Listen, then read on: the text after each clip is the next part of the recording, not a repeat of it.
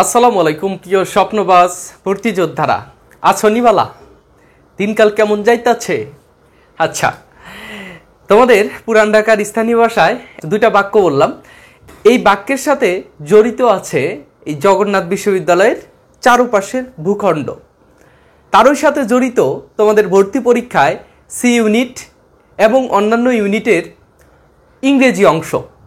তোমাদের সাথে আলোচনা করার বিষয় হচ্ছে জগন্নাথ বিশ্ববিদ্যালয়ের ইংরেজি অংশের ড্রাগনথন ক্লাস নিয়ে, যেই ক্লাসের মধ্যে ইংরেজির এভরিথিং আমি ইনক্লুড করব।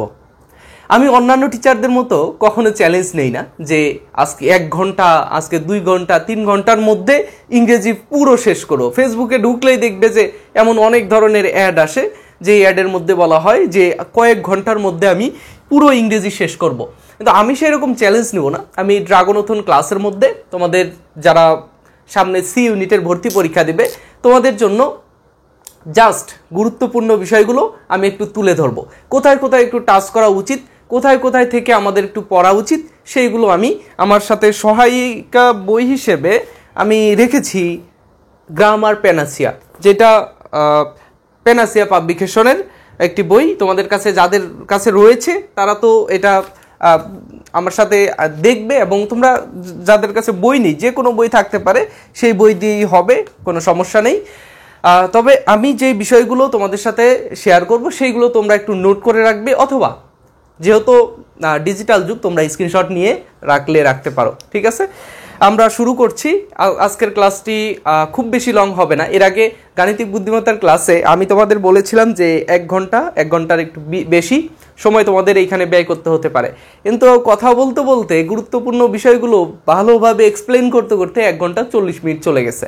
তো যাই হোক, আজকে ইংরেজি আরও গুরুত্বপূর্ণ। জানি না কয় ঘন্টা সময় যাবে, তবে আমারও একটু সময় কম, তোমাদের সাথে একটু আলোচনা করার চেষ্টা করব শর্টকাটে। ঠিক আছে, তোমরা একটু ধৈর্য ধরলেই কিন্তু আমি, তবে একটা তোমাদের ধন্যবাদ, তোমরা আমার এই গাণিতিক বুদ্ধিমত্তার ড্রাগনথন ক্লাস প্রায় 1000 ঘন্টা আমার ভিডিওটা চলেছে, যেটা আমি কখনো চিন্তাও করিনি। তোমরা এতটুকু সাড়া দিয়েছো।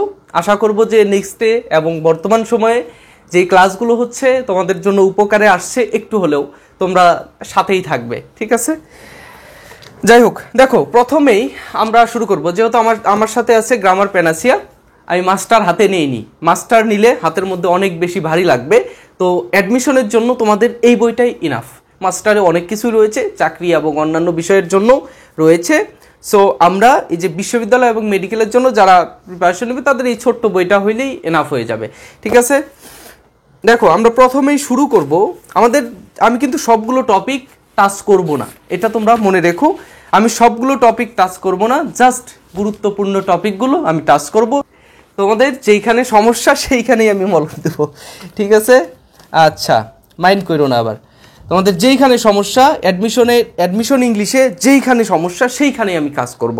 যেইখানে তোমাদের সমস্যা হবে সেইখানে আমি কাজ করব। দেখো প্রথমে আমি ধরছি সেন্টেন্স স্ট্রাকচার। প্রথম থেকে এইখানে সেন্টেন্স স্ট্রাকচার, সেন্টেন্স স্ট্রাকচার, সেন্টেন্সের স্ট্রাকচার। আগে তোমাকে জানতে হবে সেন্টেন্স কত প্রকার। সব কথা আমি বোর্ডে লিখবো না, আমার কথাগুলো থেকে একটু মনোযোগ দিলে তোমরা বুঝতে পারবে যে কোথায় কোথায় আমি টাচ করেছি। দেখো সেন্টেন্স স্ট্রাকচার, এটা তোমাকে জানতে হবে কিসের জন্য? ওই যে একটা প্রশ্ন আমি তোমাদের সাজেশনের মধ্যে বলেছি, বিডি ইউনিটের যে সাজেশন ছিল, সি ইউনিটের সাজেশনও সেম, তোমরা সেটাও দেখতে পারো। আমি সাজেশনের ক্লাস নাও দিলে তোমরা সেই ভিডিওটার সেই অংশটুকু তোমরা একটু দেখে নিও। ওই যে এর আগে যে বি এবং ডি ইউনিটের ইংরেজি সাজেশন, রিটেন সাজেশন এবং গ্রামার সাজেশন। যাই হোক, সেন্টেন্স স্ট্রাকচার এখানে প্রশ্নের মধ্যে আসে কোথায়? ওই যে কারেকশনের যে প্রশ্নটা, সেইখানে কিন্তু এই সেন্টেন্স স্ট্রাকচার রুলসগুলো তুমি অ্যাপ্লাই করতে পারো। সেন্টেন্সের স্ট্রাকচার বলতে তোমার এখানে আসবে finite verb, non finite verb, তারপরে conjunction, clause marker, linking word, এইগুলো চলে আসবে। দেখো সেন্টেন্স কত প্রকার সেটা তুমি নিশ্চয়ই জানো। সেন্টেন্স গঠনগত দিক থেকে 3 প্রকার এবং অর্থের দিক থেকে 5 প্রকার। এই যে আমরা গঠনগত দিক থেকে 3 প্রকারের চিন্তা করলাম, সেইটাই কিন্তু আমাদের এখানে আলোচ্য বিষয়। দেখো কিভাবে সেন্টেন্স, যখন আমরা সিম্পল সেন্টেন্স লিখব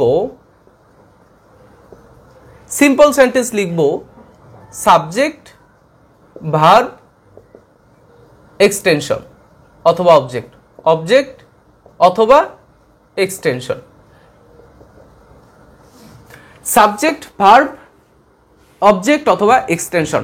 এখন দেখো যে এই যে সিম্পল সেন্টেন্সগুলো, এইখানে তুমি কখনো সাবজেক্ট থাকছে অথবা থাকছে না, কখনো অবজেক্ট থাকছে অথবা থাকছে না, এক্সটেনশন থাকবে, থাকতে নাও পারে, ভার্বটা থেকে যাবে, জাস্ট একটা ফাইনাইট ভার্ব থাকবে।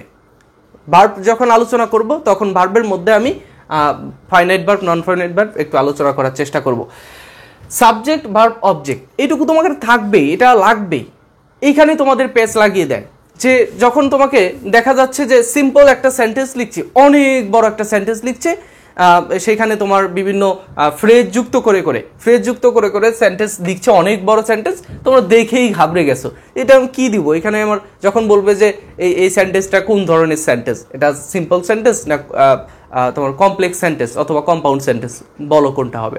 তুমি অনেক বড় সেন্টেন্স দেখেই ঘাবড়ে গেছো, তো তখন তোমাকে জাস্ট এইটুকু নির্ণয় করতে হবে যে এটার মধ্যে কয়টা ফাইনাইট ভার্ব আছে, কয়টা ক্লোজ মার্কার আছে। আবার কারেকশনে যখন আসবে তখন তোমাকে একটু অ্যাপ্লাই করতে হবে। দেখো আমি আরেক স্যাম্পল সেন্টেন্সের আরেকটা বিষয়, আর দুইটা ওই প্রকারভেদ আমি একটু টাচ করি। দেখো কমপ্লেক্স সেন্টেন্সে কি হয়, সাবজেক্ট থাকবে, ভার্ব থাকবে, তারপরে অবজেক্ট নাও থাকতে পারে। আচ্ছা, তারপর হচ্ছে তোমার একটা ক্লোজ মার্কার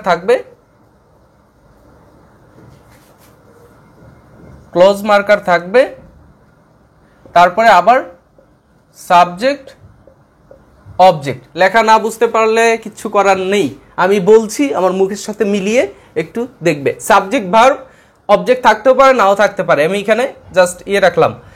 তারপরে ক্লোজ মার্কার থাকবে, এই যে ক্লোজ মার্কার, এইখানে হচ্ছে তোমার খেলা। তুমি এইখান থেকেই বুঝতে পারবে সেন্টেন্সটা কোন ধরনের সেন্টেন্স, স্ট্রাকচার কেমন হবে সেটা আমি দেখাচ্ছি। আমাদের টপিক হচ্ছে সেন্টেন্স স্ট্রাকচার। তারপরে সাবজেক্ট ভার্ব কোথায়, ভার্ব, তারপরে অবজেক্ট অথবা থাকতে পারে, নাও থাকতে পারে। তো এই সেন্টেন্সের স্ট্রাকচারগুলো এরকম হতে পারে। আবার কম্পাউন্ড সেন্টেন্সের ক্ষেত্রে কেমন আসবে, কম্পাউন্ড সেন্টেন্সের ক্ষেত্রে এরকম আসতে পারে, সাবজেক্ট, ভার্ব, তারপরে এখানে ক্লোজ মার্কার, তারপরে সাবজেক্ট, ভার্ব, অবজেক্ট তোমার হচ্ছে অপশনাল, সেটা থাকতেও পারে। ইনট্রানজিটিভ ভার্বের ক্ষেত্রে থাকবে না, ট্রানজিটিভ ভার্বের ক্ষেত্রে থাকবে, এটাই স্বাভাবিক, এটাই বাস্তব। ক্লোজ মার্কার, ঠিক আছে, এখানে ক্লোজ মার্কার বুঝে নাও।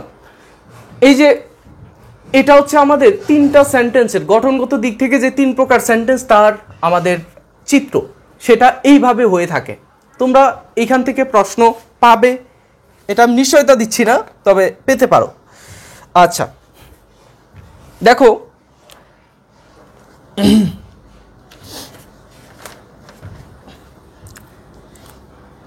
আমরা একটু দেখি, আমরা একটা সেন্টেন্স লিখি, তারপরে তোমাদের একটু সলভ করার চেষ্টা করছি, সলভ করব এবং রুলস নিয়ে আলোচনা করব। The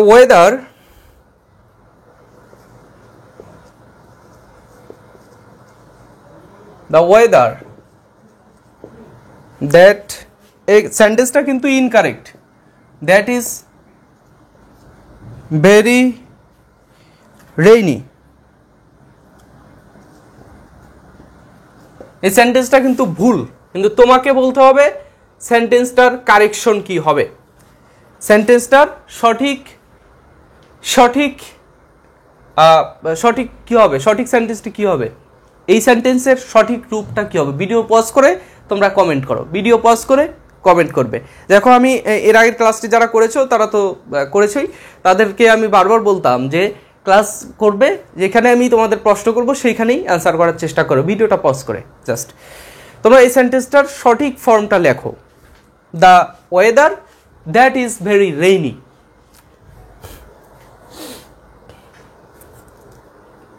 আচ্ছা এটা সঠিক ইয়ে হচ্ছে দ্য ওয়েদার এইটুকু হবে না, এইটুকু কাটা ইজ ভেরি রেইনি। সময় বাঁচানোর জন্য এই সিস্টেমটা আমি হাতে নিলাম। দেখো the weather is very rainy কিসের জন্য হলো? দেখো এই দ্যাটটা কিন্তু একটা ক্লজ মার্কার, তাই না? দ্যাট হচ্ছে একটা ক্লোজ মার্কার, দ্যাট হচ্ছে একটা ক্লোজ মার্কার। এখন আমাদের এইখান থেকে একটা রুলস ধরতে হবে। রুলসটা হচ্ছে একটি সেন্টেন্সের মধ্যে ফাইনাইট ভার্ব একটা থাকলে কোনো ক্লজ মার্কার হবে না।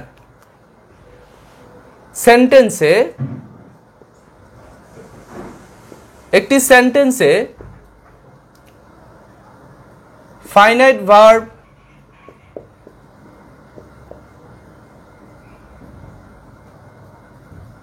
একটি ক্লোজ মার্কার নাই, ক্লোজ মার্কার হবে না। যখন ফাইনাইট ভার্ব থাকবে একটি, ক্লোজ মার্কার হবে না। যখন ফাইনাইট ভার্ব দুইটি, ক্লোজ মার্কার হবে একটি। যখন ফাইনাইট ভার্ব তিনটি, ক্লোজ মার্কার দুইটি। কিভাবে? আসো আমি উদাহরণের মধ্য দিয়ে তোমাদের দেখাই। আচ্ছা দেখো এইটুকু থাক, আমি নিচে লিখছি।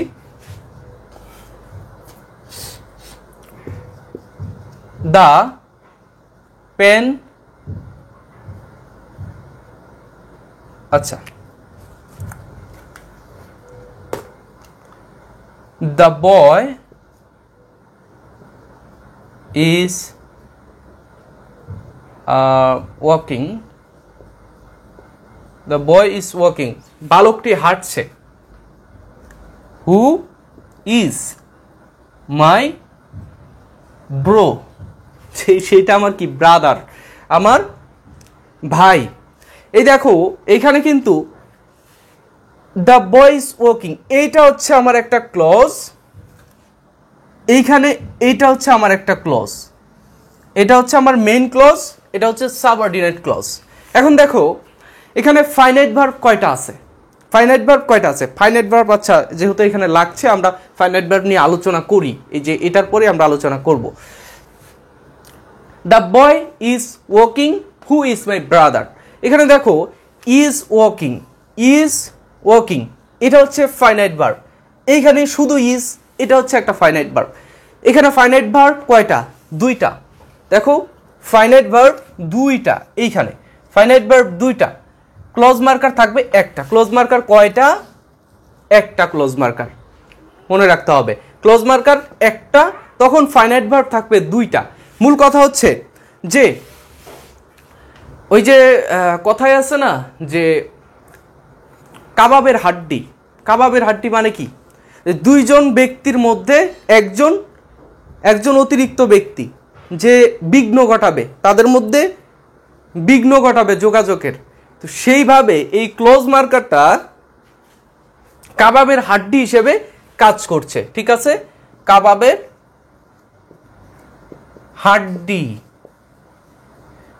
হাড্ডি সকিনা এবং জরিনার মধ্যে যেন তাদের বন্ধুত্ব না হয়ে উঠতে পারে, সেই জন্য এই হুটা হচ্ছে কাবাবের হাড্ডি হিসেবে সেইখানে উপস্থিত হচ্ছে।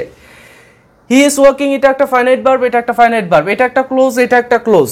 যেখানে ফাইনাইট ভার্ব আছে সেইটা একটা ক্লোজ, এবং এই ক্লোজ দুইটাকে আলাদা করছে এই হু, যার কারণে আমরা এখানে ইয়ে করছি। ঠিক আছে, এটা উদাহরণ হয়ে গেছে।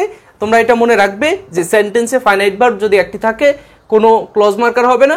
ফাইনাইট ভার্ব দুইটা থাকলে একটা ক্লোজ মার্কার, তিনটা থাকলে দুইটা ক্লোজ মার্কার, চারটা থাকলে তিনটা ক্লোজ মার্কার। যে কোনো সময় ক্লোজ মার্কার একটা কম হবে। ঠিক আছে, মনে রেখো। আচ্ছা, ফাইনাইট ভার্ব নিয়ে আলোচনা করব, তার আগে আরো একটা রুলস আছে এই সেন্টেন্স স্ট্রাকচারে। দেখো তার আগে ফাইনাইট ভার্বটা একটু দেখাই। ফাইনাইট ভার্বটা একটু দেখো। ফাইনাইট ভার্ব কি জিনিস? নন ফাইনাইট ভার্ব বা নন ফাইনাইট ভার্ব কি জিনিস? নন ফাইনাইট ভার্ব কি জিনিস? ফাইনাইট ভার্ব কি জিনিস? চেহারা পরিবর্তন করে।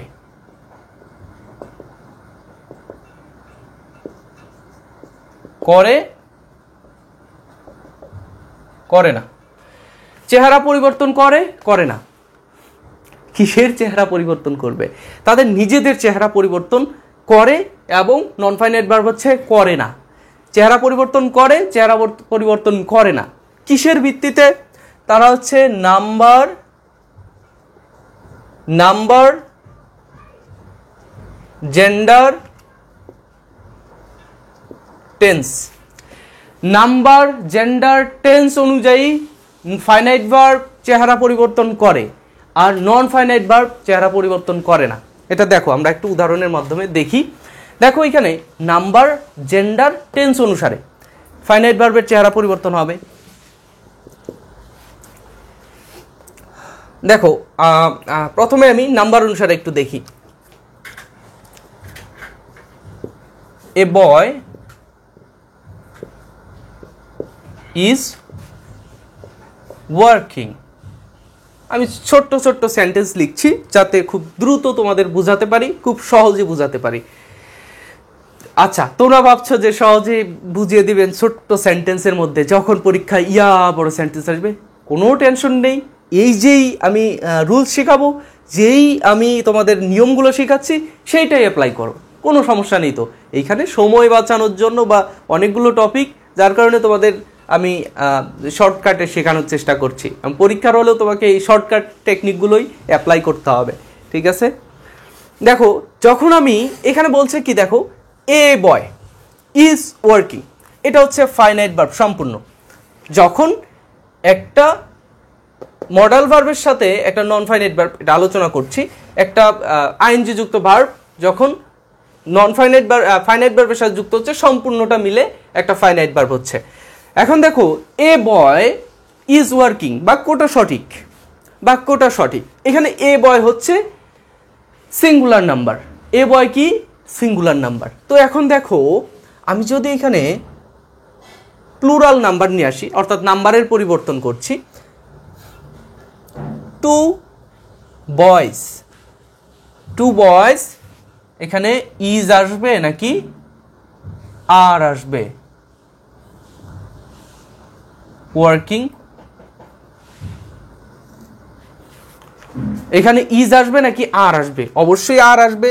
আর ওয়ার্কিং, ইজ ওয়ার্কিং না হয়ে আর ওয়ার্কিং হচ্ছে। তার মানে এখানে নাম্বারের পরিবর্তন করার কারণে তোমার ভার্বের রূপ পরিবর্তন হচ্ছে, চেহারা পরিবর্তন হচ্ছে, সেইটাকে আমরা বলবো হচ্ছে ফাইনাইট ভার্ব, ঠিক আছে? আচ্ছা, কথায় কোনো ভেজাল নাই। আমি কি কাউকে গালি দিয়েছি? দেইনি। দেখো, আমরা জেন্ডারটাও টেন্সের মাধ্যমে, এই সেন্টেন্সের মধ্যে আমরা টেন্সের যে পরিবর্তন সেটা আমরা একটু দেখাই। দেখো, টেন্সের পরিবর্তন না, এখানে প্রেজেন্ট টেন্সে আছে। এই সেন্টেন্সটা একটু লক্ষ্য করো, এই সেন্টেন্সটা একটু লক্ষ্য করো, উপরের সেন্টেন্সটা, সেটা কিন্তু টেন্স অনুসারে এটা প্রেজেন্ট কন্টিনিউয়াস টেন্সের একটি sentence. The boy is working, এটা হচ্ছে সে একটি ছেলে কাজ করছে, এটা হচ্ছে কন্টিনিউয়াস টেন্সের একটা উদাহরণ। যখন আমি পাস্ট টেন্সে নিয়ে যাব, তখন কি ইজ থেকেই যাবে? থাকবেই। তখন কি ইজ থেকেই যাবে? না। দেখো, এই সামনের অংশ আমি একই রাখলাম, তোমাদের যদি কোনো সমস্যা হয় আমি সামনের অংশ একই রাখলাম। এখন এইখানে সেটা কি হবে? ইজ হবে, আর হবে, নাকি ওয়াজ হবে, নাকি ওয়ার হবে? অবশ্যই এখানে ওয়াজ হবে। কিসের জন্য? যখন আমি পাস্টে আলোচনা করব, এটা হচ্ছে প্রেজেন্ট টেন্স, প্রেজেন্ট, এটা হচ্ছে পাস্ট, যার কারণে আমাদের এখানে কিন্তু আমরা a boy is working, a boy was working, past হওয়ার কারণে ওয়াজ ওয়ার্কিং। দেখো, এখানকার চেহারাটাই পরিবর্তন হয়ে গেছে, এটা থেকে এটা চেহারা পরিবর্তন হয়ে গেছে। চেহারা পরিবর্তন হচ্ছে, তার মানে এটা বুঝে নাও যে এটা হচ্ছে একটি ফাইনাইট ভার্ব, ঠিক আছে? আচ্ছা, দ্রুত দেখে নিই কি করা যায়। দেখো, নন ফাইনাইট ভার্ব চেহারা পরিবর্তন করবে না। নন ফাইনাইট ভার্ব কি জিনিস সেটা আমরা একটু দেখে নিই। নন ফাইনাইট ভার্ব সেটা মনে করো যে আমি দিলাম I want to go to market, I want to go to market, এটা হচ্ছে একটা সেন্টেন্স। এখন দেখো এখানে গো একটা ভার্ব, ওয়ান্ট একটা ভার্ব। এখন দেখো কোনটা ফাইনাইট ভার্ব কোনটা নন ফাইনাইট ভার্ব তোমাকে নির্ণয় করতে হবে। দেখো তো, I want to go to market, এখানে দেখো এই যে আই ওয়ান্ট, এই ভার্বটা হচ্ছে ফাইনাইট ভার্ব, টু গো এটা হচ্ছে নন ফাইনাইট ভার্ব। কিভাবে বুঝবো এটা ফাইনাইট ভার্ব এটা নন ফাইনাইট ভার্ব? ওই যে রুলসটা অ্যাপ্লাই করতে হবে। কিভাবে? যে যদি এর চেহারা পরিবর্তন হয় তাহলে সেটা ফাইনাইট ভার্ব, এটা চেহারা না পরিবর্তন হলে সেটা নন ফাইনাইট ভার্ব। এইখানে এটাই ঘটেছে। দেখো আমরা এখানে নাম্বার অনুসারে চেঞ্জ করছি। নাম্বার এখানে আমি দিচ্ছি দে, বা আমি নাম্বার অথবা পার্সন দিচ্ছি, আমি এখানে পার্সন হিসেবে পরিবর্তন করছি। সেখানে কিন্তু জেন্ডার না, পার্সন হিসেবে পরিবর্তন। আমি সেটা লিখতে ভুল করেছিলাম যে পার্সন হিসেবে পরিবর্তন, সরি তোমাদের কাছে আমি এই যে মনে পড়ছে, পার্সন হিসেবে পরিবর্তন, জেন্ডার হিসেবে পরিবর্তন করা যাবে না, পার্সন হিসেবে পরিবর্তন করতে হবে। টেন্স অনুসারে নাম্বার হিসেবে পার্সন হিসেবে পরিবর্তন করলে যদি পরিবর্তন হয় চেহারা তাহলে সেটা ফাইনাইট, আর চেহারা পরিবর্তন না হলে নন ফাইনাইট ভার্ব। ঠিক আছে, তোমাদের কাছে ক্ষমা প্রার্থী। দেখো পার্সন হিসেবে আমি পরিবর্তন করছি শি, এখানে আয়ের জায়গায় শি দিলাম, তাহলে এইখানে আমার আসছে ওয়ান্টস টু গো, বাকিটা যা আছে তাই। দেখো এখানে এই ওয়ান থেকে ওয়ান্টস হয়ে গেল, আর টু গো সেটা কিন্তু ঠিকই থেকে গেছে। এখন দেখো যেটা চেহারা পরিবর্তন হবে সেটা ফাইনাইট ভার্ব, এটা চেহারা পরিবর্তন হচ্ছে সেটা ফাইনাইট ভার্ব, এটা পরিবর্তন হচ্ছে না এটা নন ফাইনাইট ভার্ব। ঠিক আছে, নন ফাইনাইট ভার্ব কত প্রকার হয়ে থাকে? নন ফাইনাইট ভার্ব হচ্ছে, নন ফাইনাইট ভার্ব এর প্রকারভেদ হচ্ছে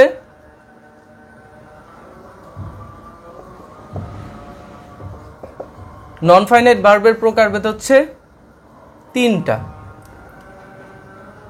ইনফিনিটিভ, জিরান্ড, পার্টিসিপল। এগুলো নিয়ে বিস্তারিত আলোচনা করতে গেলে অনেক ভিতরে যেতে হবে, তবে এটা তোমরা একটু বুঝে নাও, বা আমি তোমাদের গঠনটা লিখে দিচ্ছি। এটা হচ্ছে টু প্লাস ভার্ব। আমরা এইগুলোর উপরে বিস্তারিত আলোচনা করেছি, তোমরা প্লেলিস্ট চেক করলে, তোমরা যখন আমার ভিডিওগুলো অনেক আগের, তারপরেও প্রায় 1 বছর আগের, তারপরেও কিন্তু কার্যকরী, তোমাদের জন্য কার্যকরী হবে। তোমরা যদি আগের ভিডিওগুলো দেখো তাহলে বিস্তারিত আলোচনা করেছি। তো তোমরা এখন বলবে ভাইয়া এখানে ক্লাসে আমাদের সব কিছু শেখানোর কথা, আবার প্রিভিয়াস ক্লাসগুলোর রেফারেন্স দিচ্ছেন, সেখানে আমাকে ক্লাস করতে হবে গিয়ে, তাহলে এইখানে ক্লাস করার উদ্দেশ্য কি? এইখানে দেখো আমি বলছি মেন বিষয়গুলো আমি তোমাদের তুলে ধরবো। আমি যদি পুরা গ্রামার আলোচনা করার চেষ্টা করি একসাথে, তাহলে আমার দেখা যাবে যে প্রায় 10-15 ঘন্টা টানা ক্লাস নিতে হবে গ্রামারের সব টপিক একসাথে পড়াতে গেলে। তো সেই জন্য আমি এখানে যেহেতু এত সময় নেই, এত সময় তোমাদেরও নেই আমারও নেই, যার কারণে আমি মেইন টপিকগুলো পড়াচ্ছি। ইনফিনিটিভের গঠন কি? ইনফিনিটিভের গঠন হচ্ছে টু প্লাস ভার্ব, জিরান্ডের গঠন হচ্ছে ভার্বের সাথে আইএনজি, আর পার্টিসিপলের 3টা প্রকারভেদ রয়েছে। প্রথম প্রকারভেদ যেটা, সেটা হচ্ছে প্রেজেন্ট পার্টিসিপল। প্রেজেন্ট পার্টিসিপলের গঠন হচ্ছে ভার্বের সাথে আইএনজি, আর পাস্ট পার্টিসিপলের গঠন হচ্ছে ভি3। তোমরা সবাই জানো ভার্বের পাস্ট পার্টিসিপল ফর্ম। আর পারফেক্ট পার্টিসিপল হচ্ছে হ্যাভিং প্লাস ভি3, এটা হচ্ছে ফার্স্ট পারফেক্ট পার্টিসিপল। তোমরা স্ক্রিনশট দিয়ে রাখতে পারো। এখন দেখো তোমাদের এই দুইটা কাজ করবে নাউনের, ঠিক আছে, মনে রেখো এই দুইটা কাজ করবে নাউনের, আর এই পার্টিসিপলগুলো কাজ করবে অ্যাডজেক্টিভের। এগুলো কাজ করবে অ্যাডজেক্টিভের, এগুলো হচ্ছে নাউনের। এখন তোমাদের প্রশ্নগুলো এসে আসবে কিভাবে? একটা হচ্ছে যে সেন্টেন্স স্ট্রাকচারের মধ্যে আসবে, আর এই প্রশ্নগুলো যে কোনো জায়গায় আসতে পারে। ভার্বের প্রশ্ন গ্রামার যে কোনো টপিকে আসতে পারে। এখানে দেখো এই যে তোমাদের identification of noun, identification of part of speech, পুরো পার্ট অফ স্পিচের মধ্যে এইগুলো প্রশ্ন চলে আসে। কোনটা কোন ধরনের ওয়ার্ড কোন পার্টস অফ স্পিচের অংশ সেটা কিন্তু তোমরা তোমাদের আইডেন্টিফাই করতে হবে পরীক্ষার হলে বসে, ঠিক আছে? আচ্ছা দেখো,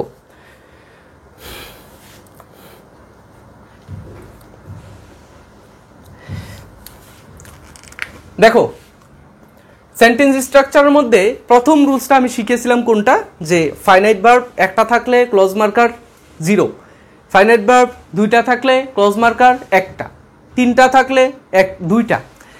এইভাবে এর মধ্যে দ্বিতীয় যে রুলসটা রয়েছে সেটা হচ্ছে ফাইনাইট ভার্ব যদি 2টা আসে ক্লোজ মার্কার 1টা আনতেই হবে, ক্লোজ মার্কার ছাড়া 2টা ফাইনাইট ভার্ব একসাথে আসে না। এখানে দেখো I play cricket, I play cricket, comma দিলাম জাস্ট, আচ্ছা দিলাম না, I play cricket go home. দেখো এখানে একটা ভার্ব, এখানে একটা ভার্ব, 2টা ফাইনাইট ভার্ব একসাথে একই সেন্টেন্সের মধ্যে হবে না যদি না সেইখানে একটা ক্লোজ মার্কার থাকে, ক্লোজ মার্কার থাকতে হবে, ক্লোজ মার্কার থাকতে হবে। দেখো এখানে যদি আমি দেই এন্ড যদি আমি দেই তাহলে কিন্তু সেন্টেন্সটা সঠিক হচ্ছে। তো সেই জন্য তোমাকে কি করতে হবে, যদি তুমি 2টা ফাইনাইট ভার্ব একসাথে নিয়ে আসো অবশ্যই ক্লোজ মার্কার মাঝখানে দিতে হবে, অথবা যেখানে বসার কথা সেখানেই দিতে হবে। সেটার স্ট্রাকচার আছে বা সেটার রুলস আছে, পরবর্তীতে আলোচনা করছি। দেখো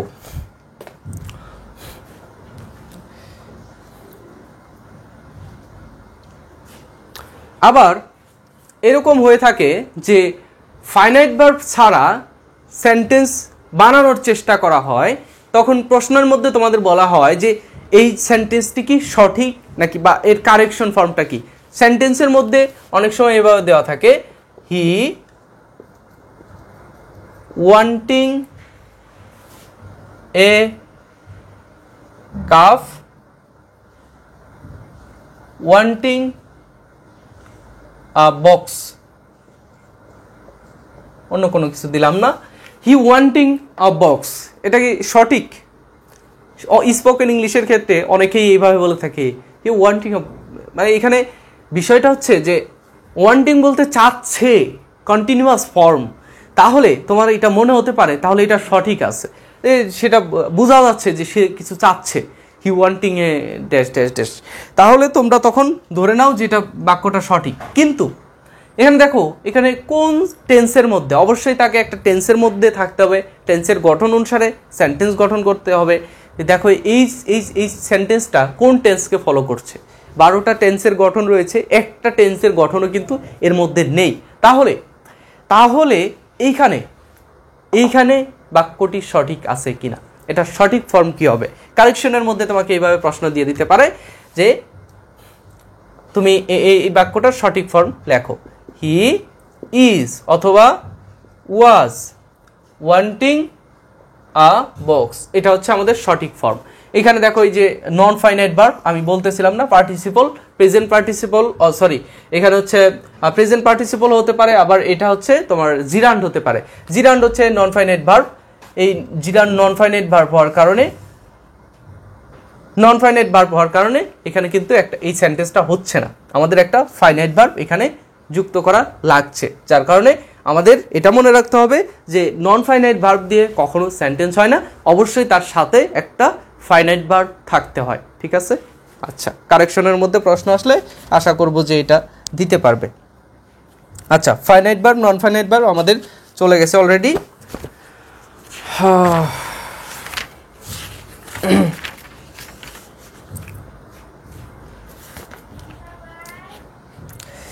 দেখো দ্বিতীয় যে টপিক সেটা হচ্ছে আমাদের পার্টস অফ স্পিচ।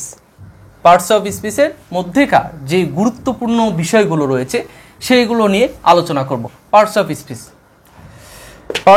কত প্রকার? 8 প্রকার। 8 প্রকারের মধ্যে কোনটা সব থেকে গুরুত্বপূর্ণ তোমাদের অ্যাডমিশনের জন্য তোমাদের গুরুত্বপূর্ণ হচ্ছে নাউন। নাউনের মধ্যে যেটা গুরুত্বপূর্ণ সেটা হচ্ছে কাউন্টেবল, নন কাউন্টেবল অথবা আনকাউন্টেবল নাউন, সেটা গুরুত্বপূর্ণ।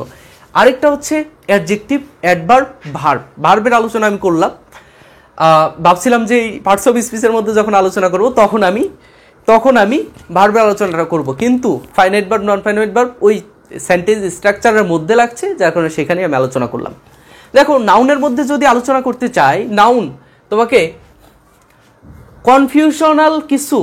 কনফিউশন করবে এমন কিছু ওয়ার্ড তোমাদের পরীক্ষায় দিয়ে দেয়, যেটা তোমাদের একটু জেনে রাখতে হবে আগে থেকেই।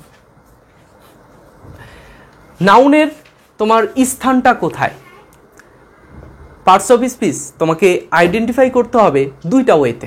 একটা হচ্ছে অর্থগত দিক থেকে অথবা কাজের দিক থেকে, আরেকটা হচ্ছে তোমার সিচুয়েশন বা তোমার স্থানের উপর ভিত্তি করে, সেন্টেন্সের কোথায় বসছে, সেন্টেন্সের কোন জায়গায় বসছে তার উপর ভিত্তি করে তোমার পার্টস অফ স্পিচ আইডেন্টিফাই করতে হবে, এবং কিভাবে কাজের উপর ভিত্তি করে। দেখো, আমরা নাউনটা একটু দেখি, নাউন কোথায় কোথায় বসে সেটা আমরা একটু দেখি। নাউন বসে সাবজেক্টের জায়গায়, অবজেক্টের জায়গায়, তারপর হচ্ছে তোমার কমপ্লিমেন্টের জায়গায়, কমপ্লিমেন্ট, তারপর হচ্ছে তোমার অ্যাপোজিশন এইখানে বসে, প্রিপোজিশনের অবজেক্ট হিসেবে, তারপরে একটা আর কোথায় বসে, এই জায়গাগুলোতে নাউন বসবে, ঠিক আছে। আচ্ছা দেখো, সাবজেক্টের জায়গায় যখন বসবে তখন কেমন হবে? সাবজেক্টের জায়গায় যেমন বসবে noun, Rakib is a student, ঠিক আছে। Rakib is a student. এখন দেখো, এই যে রাকিব ছেলেটা, সে কিন্তু অনেক পরিশ্রমী, বুঝছো? রাকিব ছেলেটা অনেক পরিশ্রমী, সে একজন স্টুডেন্ট। দেখো, এই রাকিব নামটা সেটা হচ্ছে আমাদের একটা নাউন, এবং অবজেক্টের জায়গায় এই যে অবজেক্ট, এটা হচ্ছে আমাদের he is a boy, he is a student, এটা হচ্ছে আমাদের অবজেক্ট। সে তার পেশা কি, এটা হচ্ছে আমাদের অবজেক্ট। এই স্টুডেন্ট এটা হচ্ছে একটা নাউন। কমপ্লিমেন্ট, সাকিবের কমপ্লিমেন্ট আবার এইটুকু অংশ, এটা হচ্ছে আমাদের একটা নাউন, ঠিক আছে, এটা নাউন ফ্রেজ অথবা নাউন। আবার অ্যাপোজিশন, আমি এইখানে আরেকটি সেন্টেন্স লিখছি, সাকিব না লিখে রাকিবই লিখি, কারণ সাকিব বর্তমান আমেরিকান, সো সাকিবের নিয়ে আমরা আর আলোচনা করবো না, বাংলাদেশের কোনো আলোচনা হবে না সাকিবের নিয়ে। সাকিব চলে যাক আমেরিকায়, আমেরিকার হয়ে নাকি খেলবে, বাংলাদেশের পক্ষে আর খেলবে না, সো তার হিসেব বাদ, সে স্বার্থপর, ঠিক আছে। রাকিব ইজ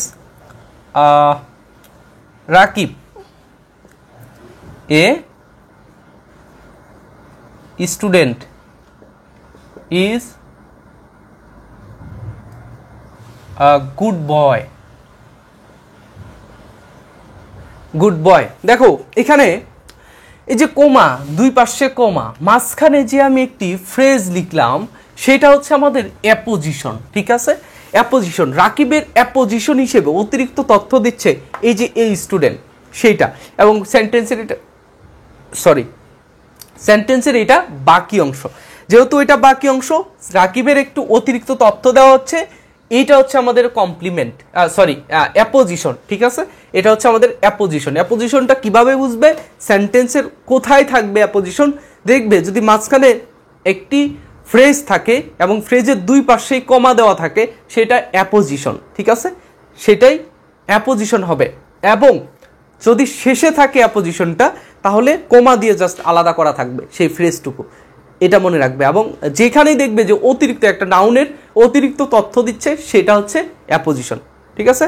আচ্ছা, প্রিপোজিশনের অবজেক্ট হিসেবে আমাদের নাউন বসতে পারে। ওই যে আগের সেন্টেন্সটায় আমি যে বললাম যে she wants to go to market, to market, এখানে যে টু হচ্ছে একটা প্রিপজিশন, এরপরে যেই অবজেক্টে প্রিপজিশনের অবজেক্ট হিসেবে যেটা আসছে সেটা হচ্ছে একটা নাউন। ঠিক আছে, প্রিপজিশনের অবজেক্ট হিসেবে কি বসবে? নাউন বসবে। আচ্ছা, নাউন থেকে তেমন প্রশ্ন হয় না, আমি তারপরেও মুখে তোমাদের কিছু রুলস বলে দেওয়ার চেষ্টা করছি। এখানে যেটা আছে যে একটা দুইটা, আচ্ছা ওই যে এর আগে বললাম না যে নন ফাইনাইট ভার্বের মধ্যে যেই জিরান্ট এবং ইনফিনিটিভ আছে সেটা হচ্ছে নাউন। জিরান্ট ইনফিনিটিভ আমি তোমাদের এইখানে দেখানোর চেষ্টা করেছিলাম, তোমরা ভিডিওটা যদি আগে একটু নিয়ে যাও অথবা মনোযোগ দাও তাহলে দেখতে পাবে যে নন ফাইনাইট ভার্বের মধ্যে জিরান্ট ইনফিনিটিভ দুইটা হচ্ছে নাউন এবং পার্টিসিপল সম্পূর্ণটাই অ্যাডজেক্টিভের কাজ করে। তো জিরান্ট এবং তোমার ইনফিনিটিভ যেখানেই দেখবে সেটা হবে নাউন। ঠিক আছে, আচ্ছা এরপরে আমি তো দেখানোর চেষ্টা করলাম পজেসিভ অ্যাডজেক্টিভের পরে অবশ্যই একটি সেন্টেন্স একটি ওয়ার্ড থাকলে সেটা নাউন হবে। অ্যাডজেক্টিভ অথবা পজেসিভ অ্যাডজেক্টিভ অথবা পজেসিভ অ্যাডজেক্টিভের পরে একটি ওয়ার্ড থাকলে সেটা নাউন হবে। ঠিক আছে, এটা হবে নাউন। ওকে, আচ্ছা দেখো এরপরে আমি একটু চোখ বুলাবো প্রোনাউনের দিকে। প্রোনাউনের তোমাদের কাছে যেই বই থাকুক না কেন, প্রোনাউনের যা 8 প্রকার প্রোনাউন রয়েছে, 8 প্রকার প্রোনাউনের যা রয়েছে সেগুলো তোমরা একটু মুখস্থ করার চেষ্টা করবে। ঠিক আছে, প্রোনাউন নিয়ে আমি বেশি কিছু বলছি না, ভার্বের আলোচনা তোমাদের সাথে করেছি, অ্যাডজেক্টিভের আলোচনাটা একটু করতে হবে। অ্যাডজেক্টিভ কাকে বলবো? একটি নাউন একটি প্রোনাউনকে যখন মডিফাই করবে, দোষ গুণ পরিমাণ অবস্থা আলোচনা করবে, তখন সেটাকে বলবো অ্যাডজেক্টিভ। ঠিক আছে, আচ্ছা দেখো একটু আগে আমি লিখেছিলাম যে he is a good boy. এইখানে এই যে গুড শব্দটা এই বয়কে মডিফাই করছে, সেটা হচ্ছে আমাদের অ্যাডজেক্টিভ। ঠিক আছে, আচ্ছা এই তো অ্যাডজেক্টিভের মূল বিষয়টা হচ্ছে, মূল থিমটাই হচ্ছে কোনো নাউনকে মডিফাই করবে, আর যদি মডিফাই করে সেইটা হবে আমাদের কি? অ্যাডজেক্টিভ। আচ্ছা এরপরে দেখো আমি তোমাদের একটু কনফিউশনে ফেলবো। দেখো হি, আচ্ছা আই ওয়াটার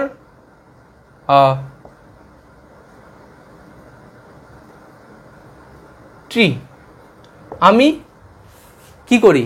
এটা তোমরা এই যে ওয়ার্ড আন্ডারলাইনকৃত অর্থ সেটা তোমরা ভিডিও পজ করে এইটা আন্ডারলাইনকৃত যে ওয়ার্ড রয়েছে সেই ওয়ার্ডটা কোন পার্টস অফ স্পিচ তোমরা ভিডিও পজ করে, যারা জানো তারা তো লিখতেই পারবে, যারা জানো না তারা এটা বের করো। ঠিক আছে, আচ্ছা প্রোনাউনের আলোচনা, এখানে অ্যাডজেক্টিভের আলোচনা করছিলাম। অ্যাডজেক্টিভের মধ্যে তেমন গুরুত্বপূর্ণ কিছু নেই, জাস্ট তোমরা আমি মুখে বলে তোমাদেরকে রিলিজ দেই। ঠিক আছে, দেখো নাউনের যদি ইমিডিয়েট, আমি বই দেখে বলছি এমন না, সময়ের স্বল্পতা, লিখতে গেলে অনেক বেশি সময় লাগে, সেটা আমি তোমাদেরকে বই থেকে আমি জাস্ট একটু আমার কথাগুলো সামারাইজ করে আমি দিচ্ছি, যে এখানে যা আছে আমি সেটা সামারাইজ করে বুঝিয়ে দিচ্ছি, সেটা তোমরা একটু লিখে নাও অথবা তোমরা একটু মনোযোগ দিলেই হবে।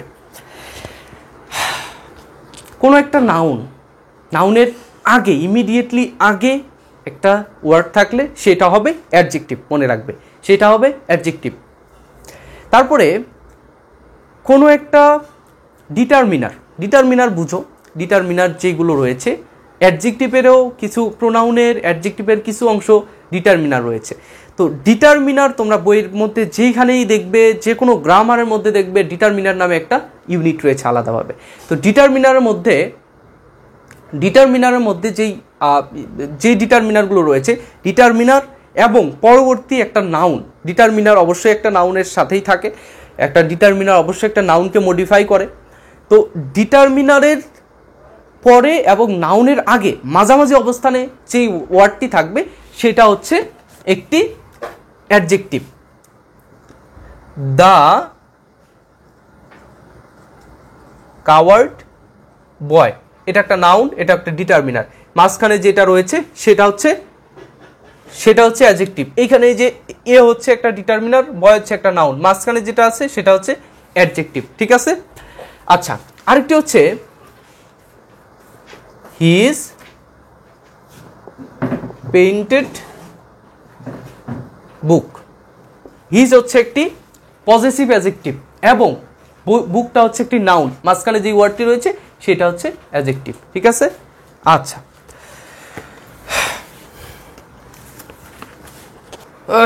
এরপরে আমরা দেখব হচ্ছে জেন্ডার নাম্বার নিয়ে। আমরা পার্টস অফ স্পিচের সবগুলোই দেখার চেষ্টা করলাম। আমরা জানি যে পার্টস অফ স্পিচ থেকে প্রশ্ন খুব বেশি পরিমাণে আসে। তোমরা দেখবে যে কোনো বিশ্ববিদ্যালয়ের ভর্তি পরীক্ষার প্রশ্ন ব্যাংক সলভ করবে, অবশ্যই তোমাদের পার্টস অফ স্পিচ থেকে প্রশ্ন আসবেই। আমরা পড়ব নাম্বার। আচ্ছা, নাম্বারের মধ্যে সবথেকে গুরুত্বপূর্ণ বিষয়গুলো আমরা একটু দেখব। যেমন এখানে রয়েছে যে আমরা দেখি যে S, double S, S H, C H, X, Z যদি থাকে তার সাথে আমাদের ইএস বসাতে হয়। যদি প্লুরাল করি, সিঙ্গুলার ওয়ার্ড থেকে প্লুরাল করি, তখন আমাদের এগুলো বসাতে হয়। আর হচ্ছে যে ওয়াইফ না, কোনো বর্ণের শেষে যখন থাকে তখন আমাদের ভিইএস দিয়ে প্লুরাল করতে হয়। সিঙ্গুলার ওয়ার্ডগুলোর সাথে যখন এফ থাকে তখন এফ অথবা ইএফ থাকে, এফ ইএফ অথবা এফই থাকে, তখন ভিইএস দিয়ে আমাদের প্লুরাল করতে হয়, প্লুরাল নাম্বার দু ধরনের, এটা তো তোমরা জানো, তোমাদের সেজন্য বলি নাই। হ্যাঁ, তারপরে দেখো কনসোনেন্ট শব্দের সাথে ওয়াই থাকলে, কনসোনেন্ট প্লাস ওয়াই যদি থাকে তখন আই ই এস আনতে হয়। আমি উদাহরণ দিচ্ছি, একটু পরে উদাহরণ দিচ্ছি, আমি জাস্ট তোমাদের রুলসগুলো একটু লিখে দেই। বাওয়েলের সাথে যদি ওয়াই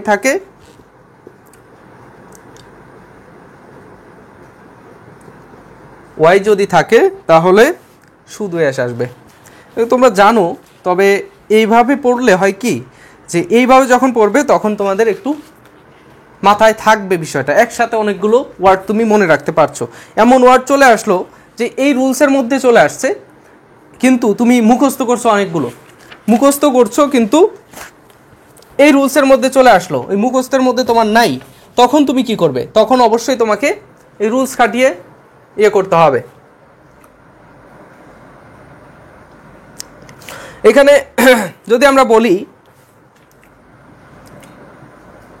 এস, শেষে ডাবল এস আছে, এখানে আমরা কি দিব? এস। বাস কি হবে? বাসেস। ঠিক আছে?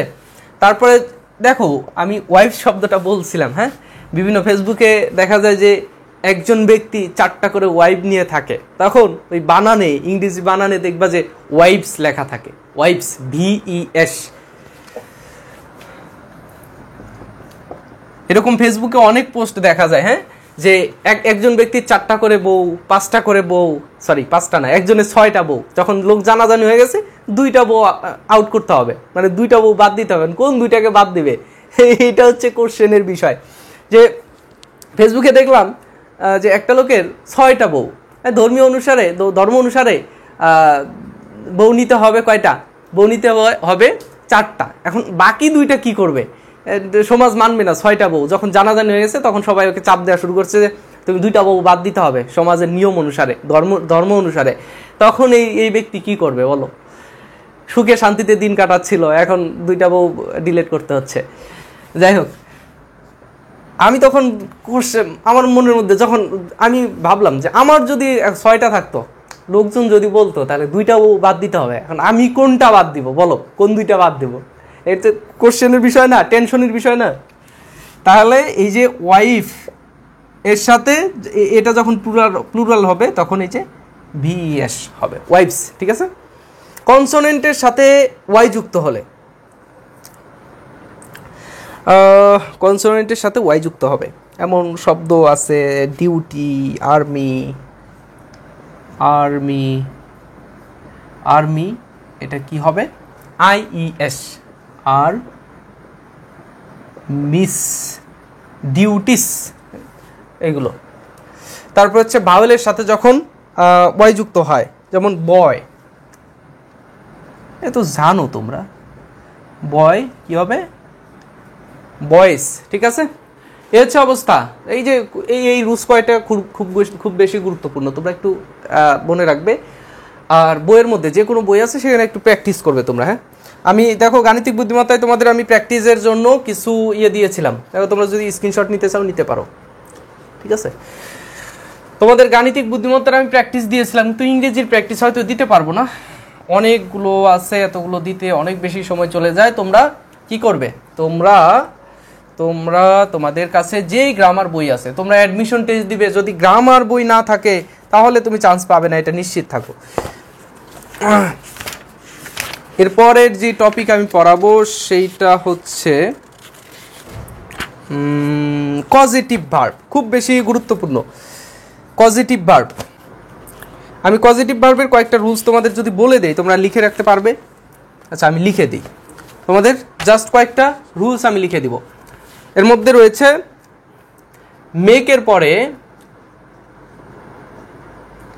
মেকের পরে যদি কোনো পার্সন অথবা থিং থাকে, থিং অথবা পার্সন, ভার্বের প্রেজেন্ট ফর্ম হবে। ঠিক আছে, ভার্বের প্রেজেন্ট ফর্ম। তারপর হচ্ছে লেটের পরে যদি পার্সন থাকে, লেটের পরে যদি সেম জিনিস থাকে তাহলে কি আসবে? ভার্বের প্রেজেন্ট ফর্ম। তারপরে গেট, এই চারটা জিনিস আছে এখানে, কি হবে? হবে হচ্ছে ইনফিনিটিভ, টু প্লাস ভার্ব, খুব বেশি গুরুত্বপূর্ণ। দেখো আমি এই যে বিষয়টা, এখানে যদি পার্সন থাকে, এখানে পার্সন থাকবে। হ্যাঁ, দেখো বই খুললে তোমাদের অনেক বেশি গেট, এটা অনেক বেশি রুলস রয়েছে, এই রুলসগুলো তোমাদের মাথা খারাপ করিয়ে দেয়। যখন বই খুলো তখন মাথা ঘুরে যায়, এতগুলো রুলস পড়বো কিভাবে। কিন্তু এই যে শর্টকাটে যদি তোমাদের একটু পড়ো, শর্টকাট জাস্ট অত ভেজালের মধ্যে না গিয়ে যে রুলস কয়েকটা আছে সেগুলো তোমার যদি তুমি জাস্ট পড়ো ধরে ধরে, তখন কিন্তু তোমার খুব সহজ মনে হবে অল্প কিছু রুলস।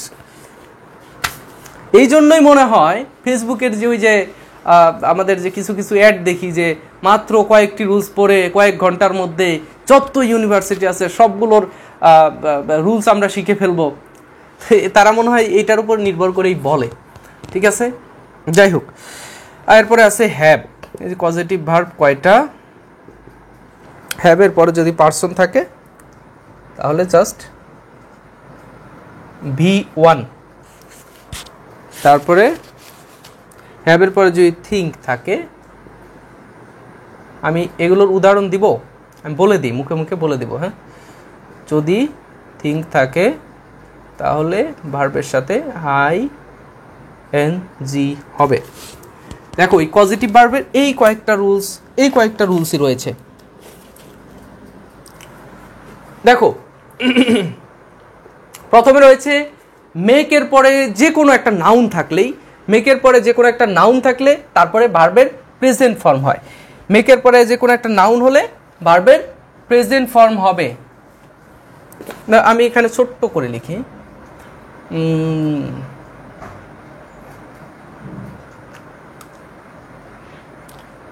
ইউ মেক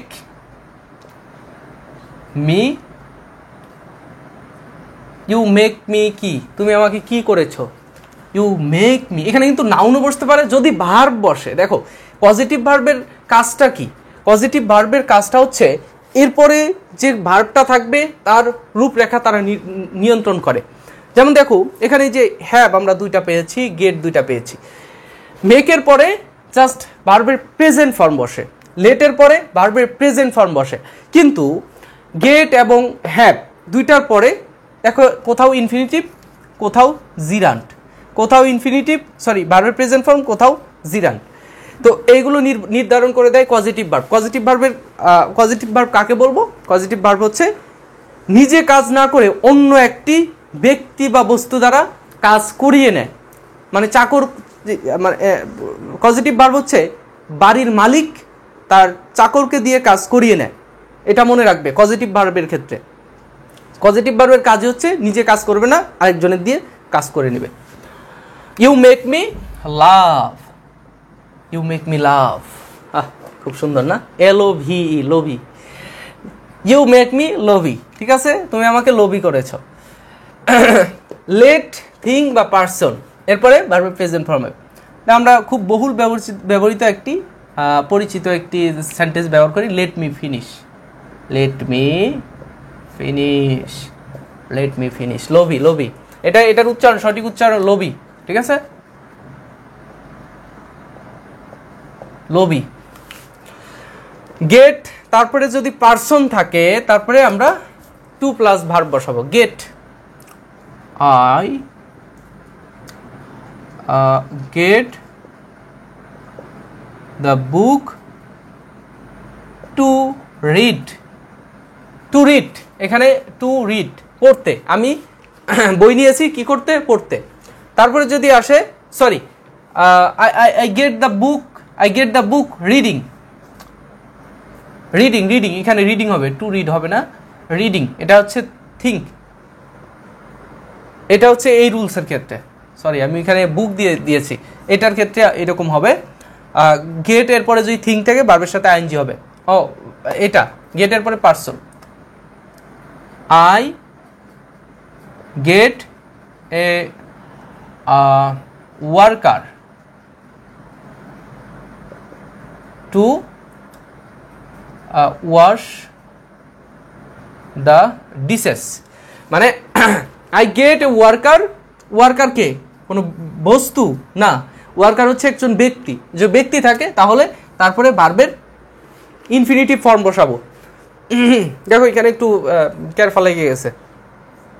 এখানে দেখো হ্যাভ, এরপরে যদি পার্সন থাকে, আই হ্যাভ এ বয়, আমার একটি ছেলে আছে, বয়, বালক। আচ্ছা, আই হ্যাভ এ বয়, এখানে যদি বয় না দিই আমি সান দেই তাহলে তো মিথ্যা হয়ে যাবে, তাই না? আমার তো ছেলে নেই, আমি নিজে একটা ছেলে। I have a boy work, I have a boy work, কাজ করার জন্য একটা ছেলে আছে, ঠিক আছে, কাজ করার জন্য একটা ছেলে আছে, এটা হচ্ছে এটা। এইখানে যদি আমি একটা উদাহরণ দেই তাহলে হবে হ্যাভ এর পরে যদি থিঙ্ক আসে, হ্যাভ এর পরে যদি কোনো বস্তু আসে তাহলে আমি কি দেব? আই হ্যাভ, সবগুলোতে আই হ্যাভ দিচ্ছি, তোমরা আমার মাইন্ড করো না, তোমরা মাইন্ড করো না। আই হ্যাভ এ বুক, কিসের জন্য? রিডিং, আমার একটা বই আছে কি করার জন্য? পড়ার জন্য। I have a book reading, have আছে এরপরে বস্তু আছে রিডিং, ঠিক আছে। এই কয়েকটা হচ্ছে 1 2 3 4, চারটা হচ্ছে পজিটিভ ভার্ব, তোমরা মনে রাখবে, খুব গুরুত্বপূর্ণ। আমরা টপিক চেঞ্জ করি যেহেতু ক্লাসটা একটু লং হচ্ছে, তোমাদেরও ধৈর্যের ব্যাপার স্যাপার আছে, আমারও ধৈর্যের ব্যাপার স্যাপার আছে, সেই জন্য ভাবছি যে শর্টকাট আলোচনা করে, এবং এরপরে আমরা রিটেন নিয়ে আলোচনা করব। হ্যাঁ, রিটেন নিয়ে ভিডিও আছে, ডেসক্রিপশন বক্সে লিঙ্ক পেতেও পারো, আমার যদি মনে থাকে যে আমি ডেসক্রিপশন বক্সে লিঙ্ক দেবো, আর না মনে থাকলে তোমরা একটু কমেন্টে আমাকে জানাবে যে ভাইয়া ডেসক্রিপশন বক্সে আপনি লিঙ্ক দিতে চেয়েছিলেন। এরপরে হেল্প ভার্বটা আছে কিন্তু। আচ্ছা, এখানে একটা বাকি রয়েছে, দেখো হেল্পের পরে কি হবে? হেল্পের পরে সবসময় ইনফিনিটিভ অথবা ভার্বের বেস ফর্ম বসে। Help, help. আচ্ছা, তোমাদের ফার্স্ট পেপার বইয়ের মধ্যে ওই যে রয়েছে, নেলসন ম্যান্ডেলা রয়েছে না, তার শেষে যে একটা লাইন রয়েছে, হেল্প দিয়ে একটা লাইন রয়েছে, তারপরে দেখবে ওইখানে কিন্তু পজিটিভ ভার্বের ব্যবহার রয়েছে। আমি বারবার দেখি, যখন পড়ি তখন আমি দেখি, যখন পড়াই তখনও দেখি যে হেল্প ভার্বটা রয়েছে, তারপরে একটা পার্সন রয়েছে। পার্সন যদি থাকে তারপরে তুমি ইনফিনিটিভ বসাতে পারো, আবার ভার্বের বেস ফর্মও বসাতে পারো। হেল্পের পরে যদি পার্সন থাকে, তারপরে টু প্লাস ভার্বও বসতে পারে, আবার ভার্বের বেস ফর্ম বসতে পারে, শুধু ভার্ব। V1 দিলে তো বেস ফর্ম হচ্ছে না। আই হেল্প মাই মাদার, আমার মাকে আমি হেল্প করি। To do work, to do work, অথবা টু ডু ওয়ার্ক অথবা ডু, এইখানে এটা আসতে পারে ডু ওয়ার্ক। ঠিক আছে, এইভাবে বসতে পারে, বুঝছো? আচ্ছা, এরপরের আমরা টপিকে চলে যাই, সেটা হচ্ছে মডাল ভার্ব। খুব খুব গুরুত্বপূর্ণ মডাল ভার্ব। হ্যাঁ, মডাল ভার্ব, মডাল ভার্বগুলো সবসময় তোমরা মনে রাখবে, এটা পার্টস অফ স্পিচের মধ্যে লাগে। এখানে যদি তোমাদের রিটেনের মধ্যে গ্যাপ ফিলিং উইথ ক্লু দিয়ে দেয়, ওই যে তোমাদের ফ্রেজ দিয়ে ইন্টারমিডিয়েটে তোমরা পড়েছো, দেখো জগন্নাথ বিশ্ববিদ্যালয়ে এইবার কেউই কিন্তু ধারণা করতে পারছিল না যে রিটেন প্রশ্নগুলো কেমন হবে। আমিও পারছিলাম না, যদিও প্রিভিয়াস ভিডিওগুলোতে তোমাদের বলেছি, কিন্তু তারপরেও আমরা তোমাদের যারা ইনস্ট্রাক্টর রয়েছি অনলাইন প্ল্যাটফর্মে, তারা কি করি, তারা কি আমি একজ্যাক্ট জানি যে এইটাই আসবে? জানি না, কিন্তু কেউই জানে না, আমিও জানি না। ওই আলকিস্টেইনের ওই যে বলে যে বুকে হাত দিয়ে বল তোর সিলেবাস শেষ হয়েছে নাকি, এও জানে না। যত কোচিং সেন্টার আছে এরাও জানে না, কেউই জানে না। তোমরাও জানো, যারা ক্যান্ডিডেট আছো তারাও জানো না, আমরা যারা আছে আমরা কেউই জানি না। কিন্তু আমরা আইডিয়া করে দেখি যে কোন কোন ধাঁচের প্রশ্ন আসে, কোন জায়গা থেকে প্রশ্ন আসে, সেই অনুযায়ী কিন্তু পড়াই এবং সেইগুলো থেকেই আসে পরবর্তীতে। এর বাইরে তো আসার কোনো সম্ভাবনা নেই। আমরা যা পড়াই এইগুলোর মধ্যে থেকেই আসে। এখন বিষয়টা হচ্ছে যে আমরা জগন্নাথ বিশ্ববিদ্যালয়ের প্রশ্নগুলো অ্যানালাইসিস করে দেখলাম, যে প্রশ্নগুলো এসেছে এবার কিন্তু ওই রকম প্রশ্ন আসে নাই, একটু চেঞ্জ হয়েছে। তো যেটা দেখলাম সেটা হচ্ছে তোমাদের এইচএসসি পরীক্ষার মধ্যে যেই সিলেবাস ছিল, সেই সিলেবাসের অনেক প্রশ্নই এইখানে দিয়ে দিয়েছে। দেখো প্রিপজিশন, বি ইউনিটের প্রশ্ন তোমরা একটু দেখো, যে প্রিপজিশন কিন্তু আমরা এইচএসসিতে পড়েছি। এইচএসসির মধ্যে যেই প্রিপজিশন রয়েছিল, সেই প্রিপজিশনগুলোই কিন্তু এইখানে রিটেন অংশে চলে এসেছে। আবার তোমার এখানে সেন্টেন্স মেকিং কিন্তু তোমার এইচএসসি সিলেবাসের মধ্যে নাই, কিন্তু শেখানো হয়। তারপরে তোমার রাইট ফর্ম অফ ভার্ব, অন্যান্য যেই ইয়েগুলো রয়েছে, ট্রান্সলেশন, এইগুলো এইচএসসি পরীক্ষায় আসে। তো সেই বিষয়গুলোর উপরে নির্দিষ্ট কিছু বিষয় রয়েছে, সেগুলোর মধ্যে রয়েছে পার্টস অফ স্পিচ, তারপর হচ্ছে তোমার right form of verb, subject verb agreement. এই যে এইগুলো রিটেনের মধ্যে কিন্তু উইথ ক্লু, উইদাউট ক্লু এগুলো আসতে পারে। রাইট, তোমার এইচএসসি সিলেবাসের মধ্যে উইথ ক্লু, উইদাউট ক্লু এগুলো আসতে পারে। ওই যে ফ্রেজ ক্লজ দিয়ে, যখন ফ্রেজ বা ওয়ার্ড দিয়ে তোমার শূন্যস্থান পূরণ, সেটাও আসতে পারে। তো সেই জন্য তোমার এই মডাল ভার্বগুলো একটু জানতে হবে। যদি রিটেনে ওইগুলো আসে, তো এই যে টপিকটা পড়াচ্ছি এটা তোমার গুরুত্বপূর্ণ এবং রাইট ফর্ম অফ ভার্বের জন্য গুরুত্বপূর্ণ। মডাল ভার্ব কাকে বলবো? মডাল ভার্ব হচ্ছে একটি সাহায্যকারী ভার্ব, যা মেইন ভার্বের সামনে বসে, এবং একটা মেইন ভার্ব, মডাল ভার্বের পরে যদি কোনো ভার্ব আসে, সেটা অবশ্যই ভার্বের বেস ফর্ম।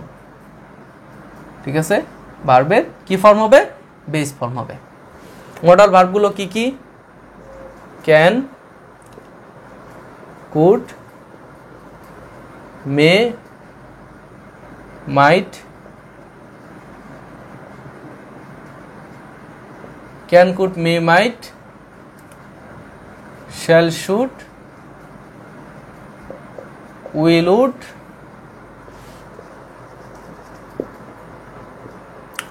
তারপরে কি আছে,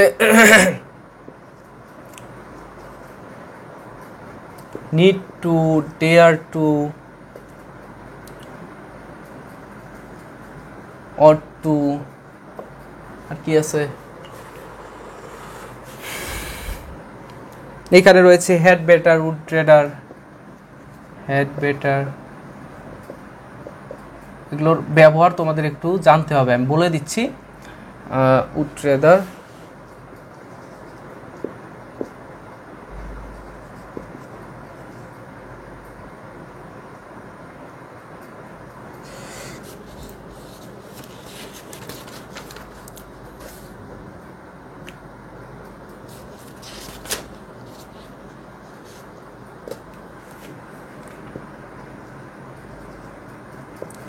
ইউজ টু, হ্যাভ টু অথবা মাস্ট, একই অর্থ দেয় যেহেতু সেই জন্য। আর কি আছে, আর কিচ্ছু নাই। দেখো, ক্যান দ্বারা কোনো কিছু করার সামর্থ্য, you have to do something by your ability. তোমার এবিলিটি আছে, তোমার এবিলিটি দ্বারা তুমি কোনো কিছু করতে পারো। পারা বোঝাতে ক্যান ব্যবহার করা হয়, কুড বোঝাতে এটা পারা ব্যবহার করা হয়। পারা অর্থ আসে কিন্তু অতীতের, ঠিক আছে। মে হতে পারে, কোনো সম্ভাবনা বোঝায়, মাইট হতে পারত। তারপরে শ্যাল তোমার করা উচিত, শুড উচিত বোঝায়, উইল ভবিষ্যতে কোনো কাজ হবে, উড বলতেও সেটাও উচিত হবে এমন বোঝাচ্ছে, উড এটা হতে পারত। তারপরে নিড টু, এটা দ্বারা কোনো কিছু করার প্রয়োজন। ডেয়ার কোনো তোমার এখানে সাহস বোঝাবে, কোনো কিছু করার তোমার সাহস রয়েছে। অট টু উচিত বোঝায়। তারপরে হেড বেটার কোনো কিছু করা ভালো বোঝায়, কোনো কিছু করা ভালো, হেড বেটার। উড ট্রেডার যেটা থাকবে সেটা হচ্ছে এরপরে একটা দেন থাকবে, ড্যাশ ড্যাশ, দুইটা বিষয়ের মধ্যে ভালো কিছু বোঝাবে। দুইটা বিষয়ের মধ্যে ভালো কিছু বোঝাতে গেলে এখানে উড ট্রেডার পরে দেন আসে, ঠিক আছে। এটা বরং ভালো, এটার অর্থ হচ্ছে বরং ভালো, এটা হচ্ছে ভালো, একই অর্থ দেয়। আচ্ছা, ইউজ টু বহুল ব্যবহৃত, ইউজ টু হচ্ছে বহুল ব্যবহৃত। এখানে একটু কাহিনী রয়েছে, আমি 7 স্টার দিচ্ছি। হ্যাভ টু, মাস্ট এরপরেও ভার্বের বেস ফর্ম বসে এবং এটা বাধ্যবাধকতা বোঝায়, ঠিক আছে, করতেই হবে। You must get chance in a university for your better life, ঠিক আছে, তোমার একটা ইউনিভার্সিটিতে চান্স পেতেই হবে, এটা বোঝাচ্ছে না। এটা আমি কি বাধ্যবাধকতা বোঝালাম না, বাধ্যবাধকতা বোঝালাম, সেটা হচ্ছে হ্যাভ টু বা মাস্ট দ্বারা। ইউজ টু, এইখানে একটু খেলা রয়েছে, এই যে এগুলো তোমরা দেখে রাখো, এগুলো হচ্ছে তোমার মডাল ভার্ব, এগুলোর পরে সবসময় ভার্বের বেস ফর্ম বসে। রিটেন নিয়ে আলোচনা করব, একটু শর্টকাট করে আলোচনা করি, তবে ইউজ টু এই বিষয়টা একটু মাথায় রেখো। ইউজ টু এরপরে ভার্বের বেস ফর্ম বসে, বেস ফর্ম, এরপরে ভার্বের বেস ফর্ম বসে, কিন্তু B used to, become used to, এরপরে get used to, এরপরে ভার্বের সাথে ing হয়। মনে রাখবে সব সময় যে used to, শুধু used to থাকলে এই অতীতের অভ্যাস বোঝায়। used to বলতে কি বোঝায়, অতীতের অভ্যাস বোঝায়, ভার্বের বেস ফর্ম বসে। কিন্তু বি ইউজ টু, বি এর এখানে কি হবে, am is are was were, am is are was were, am is are was were, এগুলো যদি থাকে তারপরে ইউজ টু থাকলে ভার্বের সাথে আইএনজি হবে। বিকাম এরপরে ইউজ টু যদি থাকে ভার্বের সাথে আইএনজি হবে। গেট ইউজ টু যদি থাকে ভার্বের সাথে আইএনজি হবে, এটা মনে রাখো, পার্টস অফ স্পিচের মধ্যে আলোচ্য বিষয়, ঠিক আছে। আচ্ছা, যদি কেউ স্ক্রিনশট নিতে চাও অবশ্যই তোমরা ভিডিওটা একটু সামনের দিকে এগিয়ে নিয়ে তোমরা স্ক্রিনশট দেবে। এরপরে যে টপিকটা সেটা হচ্ছে তোমার ফ্রেজ ক্লজ, খুব বেশি গুরুত্বপূর্ণ না, রাখি, সব থেকে গুরুত্বপূর্ণ বিষয়গুলো আমরা আলোচনা করব। এগুলো ক্লজ তো আলোচনা করেছি প্রথমের দিকে আলোচনা করেছি সেইগুলো। এমবেডেড কোশ্চেন তোমাদের সব থেকে গুরুত্বপূর্ণ সেন্টেন্স স্ট্রাকচার হচ্ছে এমবেডেড কোশ্চেন হচ্ছে কীরকম, যে এটার রুলসটা আমরা একটু দেখি।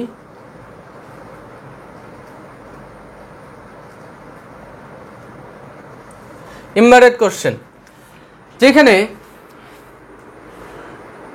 সরাসরি কোশ্চেন না করে মানে একটু ঘুরিয়ে পেঁচিয়ে কোশ্চেন করবে, ইনডিরেক্টলি কোশ্চেন করা হয়। যেমন আমি যদি বলি তুমি কি এটা স্যারকে বলেছিলে যে ভার্ব মানে কি, তুমি কি স্যারকে এটা বলেছিলে যে আমাদের ক্লাস কখন হবে। এই যে এখানে প্রশ্নটা, এখানে কিন্তু সরাসরি তুমি প্রশ্ন করছো না, তুমি একজনকে বলছো যে এটার উত্তরটা কি হবে, মানে এরকম কিছু সরাসরি কিন্তু প্রশ্ন করা হচ্ছে না। সরাসরি প্রশ্ন যদি এই কথাটাই যদি আমি এই যে বলি, একটু আগে বললাম যে তুমি কি স্যারকে বলেছিলে যে আমাদের ক্লাস কখন হবে, এই যে এটাকে যদি আমি সরাসরি প্রশ্ন করি তাহলে কি হবে, যে স্যারকে ডিরেক্ট তুমি প্রশ্ন করছো যে আমাদের ক্লাস কখন হবে, এটা হচ্ছে সরাসরি প্রশ্ন। তো সেইটাই ঘুরিয়ে পেঁচিয়ে যখন প্রশ্ন করা হবে তখন সেটা এমবেডেড কোশ্চেন হয়ে যাবে। দেখো এখানে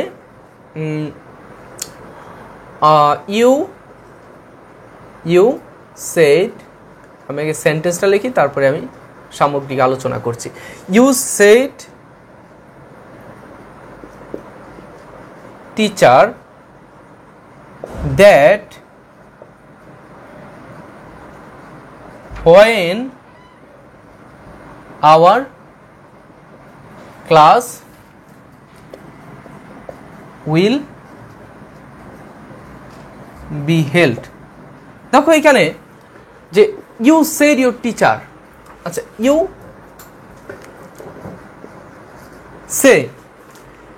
সে teacher that when our class will be held। দেখো এখানে কিন্তু প্রশ্ন করা হলো, তারপরে এইখানে এই যে হোয়েন রয়েছে, হোয়েনের সাথে আমাদের কি করা উচিত। দেখো আমাদের সাধারণ কোশ্চেন প্রশ্নবোধক চিহ্নের প্রশ্ন করার ক্ষেত্রে আমরা কেমন ব্যবহার করি, ডাব্লিউএইচ ওয়ার্ড অথবা মডাল ভার্ব অথবা অক্সিলারি যে কোনো ভার্ব। হোয়েনের পরে আমরা কি নিয়ে আসি, auxiliary verb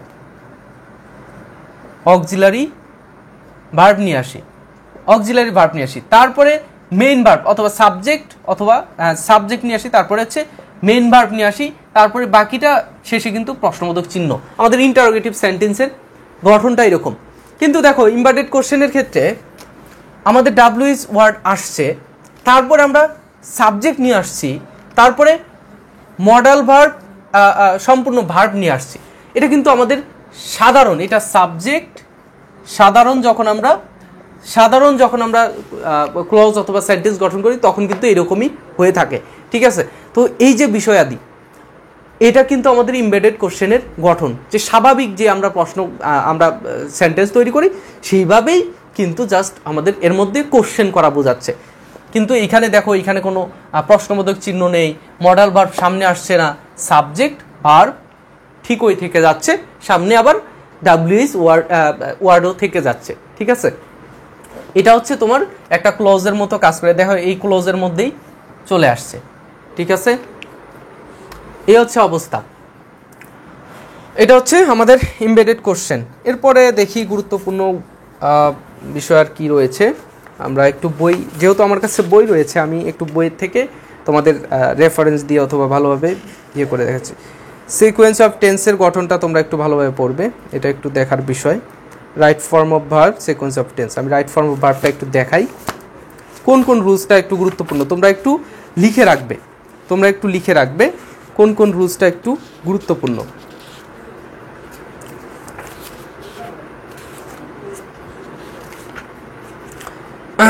right form of ভার্বের মধ্যে যে বিষয়গুলো খুব বেশি গুরুত্বপূর্ণ আমি একটু আগে তোমাদের দেখিয়েছি, মডাল ভার্ব এবং মডাল ভার্বের মধ্যে যেগুলো দেখালাম সেইগুলো তোমাদের অ্যাডমিশনের জন্য খুব বেশি ইম্পর্টেন্ট। এই রাইট ফর্ম অফ ভার্বের মধ্যে যেগুলো রয়েছে সেইগুলো একটু দেখাই। দেখো আমি বিশ্বাস করি যে হেনা তোমাদেরই হবে। আমি বিশ্বাস করি হেনা তোমাদেরই হবে। জগন্নাথ বিশ্ববিদ্যালয়ের সি ইউনিটের ভর্তি পরীক্ষার দিন হেনা তোমাদেরই হবে। আমি রাইট ফর্ম অফ ভার্বের মধ্যে সব থেকে গুরুত্বপূর্ণ যে রুলসগুলো সেগুলো আমি দেখানোর চেষ্টা করতেছি। দেখো বি এরপরে যদি লাইকলি থাকে, বি লাইকলি এরপরে to plus verb, be likely to. তারপর হচ্ছে লেস্ট, এটা তোমরা পড়েছো আগে। লেস্টের পরে যে ক্লজ আসবে সেই ক্লজের মধ্যে সাবজেক্ট শুড প্লাস ভার্ব এরকম আসবে। তারপরে সব থেকে গুরুত্বপূর্ণ রুলসগুলোর মধ্যে রয়েছে দ্যাট যুক্ত ক্লজ, দ্যাট ক্লজ এটা হচ্ছে সিকোয়েন্স অফ টেন্সের মধ্যে, আমি আলোচনা করব একটু পরে, এটাও রাইট ফর্ম অফ ভার্বের মধ্যে। তারপরে রয়েছে সকল ভার্বের পরে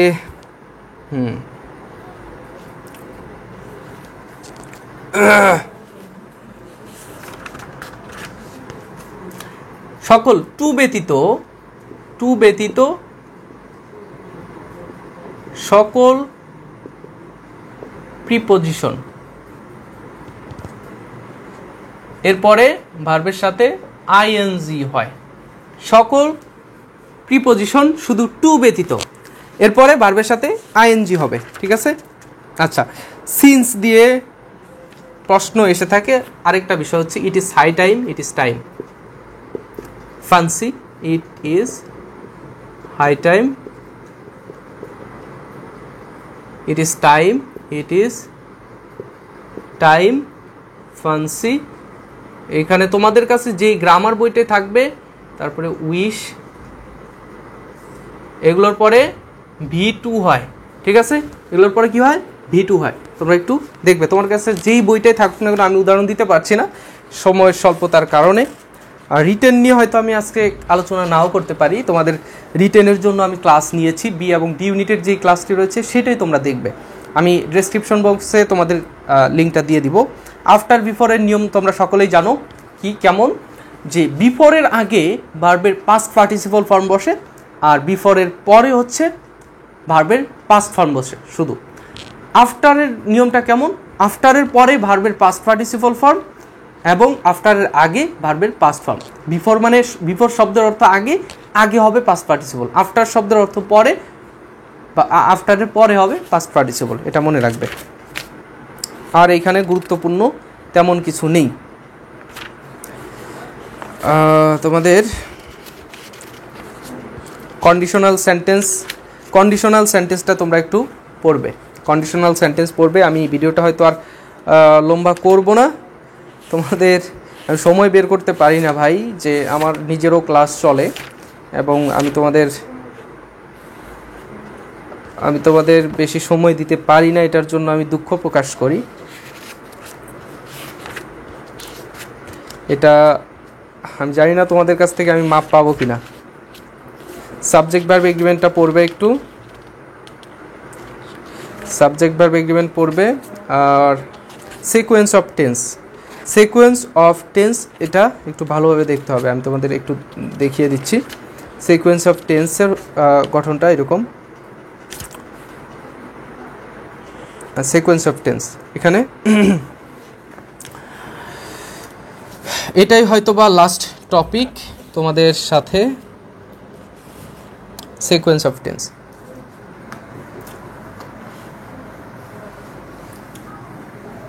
আর মুখস্থের জন্য আমি কি বলবো, এই যে গ্রামার টপিক নিয়ে তোমাদের সাথে আমি ক্লাস নিচ্ছিলাম, মুখস্থের জন্য তোমাদের এই যে আমি যে ক্লাসগুলো নিচ্ছি, এখানে কি শুধু এমসিকিউ এর আটটা এমসিকিউ এর জন্য পড়াশোনা করাচ্ছি? রিটেনেও এইগুলোই আসে, এখান থেকে যা পড়ছো রিটেনেও রিটেনে এই রুলসগুলোই অ্যাপ্লাই করতে হবে। যেমন ওই প্রিপোজিশন এসেছিল, প্রিপোজিশন কোথায় থেকে পড়বে? আমি যে অ্যাপ্রোপ্রিয়েট প্রিপোজিশনের কথা বলছি, অ্যাপ্রোপ্রিয়েট প্রিপোজিশন তোমরা সেখান থেকে পড়বে, অ্যাপ্রোপ্রিয়েট প্রিপোজিশনগুলো পড়বে, যেগুলো কমন সেগুলো আসবে তোমাদের সি ইউনিটে। তোমাদের তেমন কোনো কঠিন প্রশ্ন আসবে না, এটাই স্বাভাবিক, এটাই বাস্তব।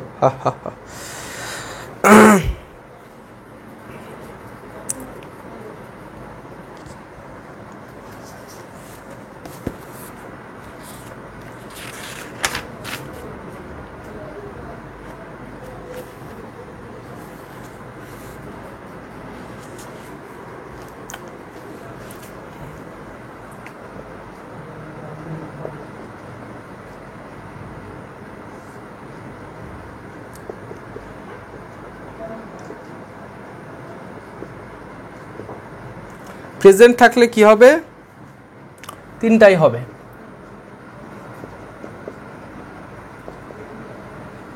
তিনটি হবে বলতে এক পাশে যদি প্রেজেন্ট হয়, সিকোয়েন্স অফ টেন্স অর্থ কি? সিকোয়েন্স অফ টেন্স অর্থ হচ্ছে দুইটা ক্লজ থাকবে, ডিপেন্ডেন্ট ক্লজ, ইন্ডিপেন্ডেন্ট ক্লজ। দুইটা ক্লজের এক পাশের ভার্বের উপর নির্ভর করে আরেক পাশের ভার্ব হবে, এক পাশের ভার্বের উপর নির্ভর করে আরেক পাশের টেন্স অথবা ভার্ব এর চেহারা বা যেই টেন্স বসবে আর কি সেটা হবে। এক পাশে যদি প্রেজেন্ট সাবঅর্ডিনেট ক্লজে যদি প্রেজেন্ট টেন্স থাকে, স্বাধীন ক্লজ বা তোমার ইন্ডিপেন্ডেন্ট ক্লজের মধ্যে তিনটাই থাকতে পারে, প্রেজেন্টও থাকতে পারে, পাস্টও থাকতে পারে, ফিউচারও থাকতে পারে। কিন্তু যদি পাস্ট থাকে, যদি এখানে পাস্ট থাকে অবশ্যই তোমাকে এখানে পাস্ট আনতে হবে। তবে এখানে যদি পাস্ট কখনো কখনো এরকম হয়, পাস্ট ইনডিফিনিট এখানে আসবে প্রেজেন্ট পারফেক্ট। ঠিক আছে, প্রেজেন্ট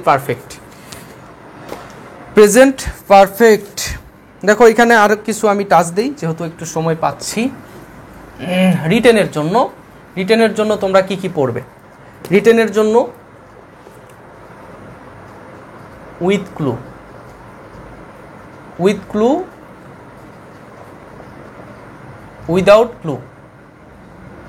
উইদাউট ক্লু, তারপর হচ্ছে তোমার পড়বে রাইট ফর্ম অফ ভার্ব পড়বে,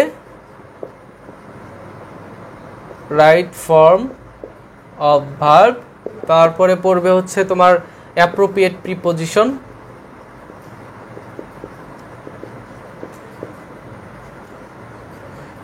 প্রিপোজিশন পড়বে, সেন্টেন্স মেকিং।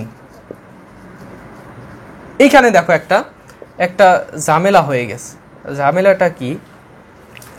সেন্টেন্স মেকিং এর ক্ষেত্রে কিন্তু আমি তোমাদের বি এবং ডি ইউনিটে যারা ভর্তি পরীক্ষা দিয়েছো অথবা বি ইউনিটে দিয়েছো, এইখানে সেন্টেন্স মেকিং কিন্তু আমি তোমাদের স্টার দিয়ে দিয়েছিলাম, আসছে সেন্টেন্স মেকিংয়ে আসছে। কিন্তু সেন্টেন্স মেকিংটা আসছে কিভাবে? ওই যে কোহেরেন্ট সেন্টেন্স। অর্থ কি? কোহেরেন্ট সেন্টেন্সের অর্থ হচ্ছে তোমার কমপ্লেক্স সেন্টেন্স লিখতে হবে। সাধারণ তুমি একটা সেন্টেন্স লিখে দিবা হবে না, কমপ্লেক্স সেন্টেন্স লিখতে হবে। সেন্টেন্স মেকিংয়ে আসছে কিন্তু কমপ্লেক্স সেন্টেন্স লিখতে হবে।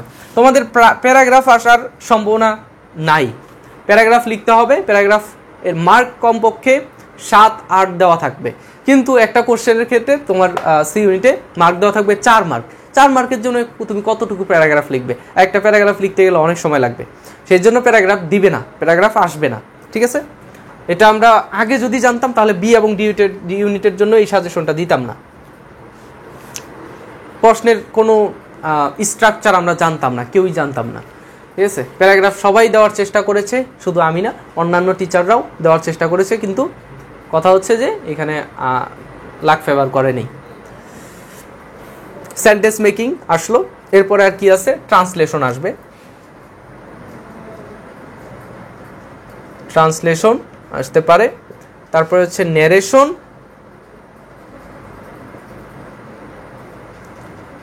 অথবা ভয়েস চেঞ্জ। ভয়েসটা একটু ভালোভাবে পড়বে। আমি এর আগের ক্লাসেও বলেছিলাম, সাজেশন ক্লাসে বলেছিলাম যে ভয়েস ন্যারেশন তোমাদের পড়তে হবে, কিন্তু কথা হচ্ছে যে ভয়েসটার না এসে ন্যারেশনটা এসে গেছে। তারপর হচ্ছে ট্রান্সফরমেশন অফ সেন্টেন্স। এর মধ্যে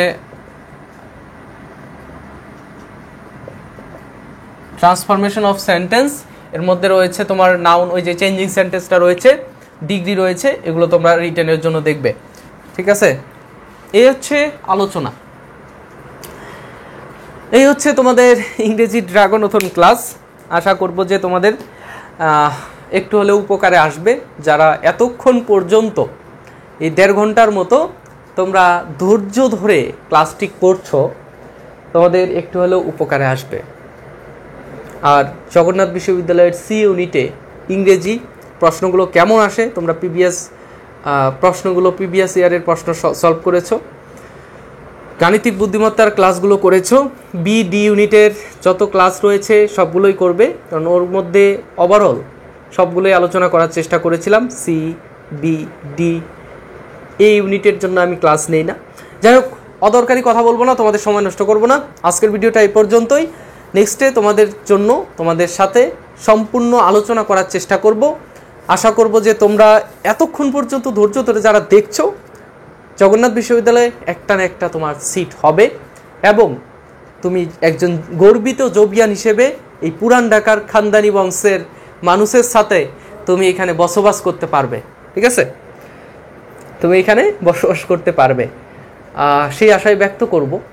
আর জগন্নাথ বিশ্ববিদ্যালয়ের সি ইউনিটে যারা পরীক্ষা দেবে তোমাদের সাথে ক্যাম্পাসে দেখা হবে ইনশাল্লাহ 28 তারিখে। তোমরা ঠাকুরগাঁও জেলা ছাত্র কল্যাণ পরিষদ নামের যেই সংগঠন রয়েছে 3 নম্বর গেটের ঠিক অপোজিটে, সেখানে আমাকে তোমরা যারা আমার সাথে দেখা করতে চাও তারা সেখানে আসতে পারো, যারা দেখা করতে না চাও তারাও আসতে পারো।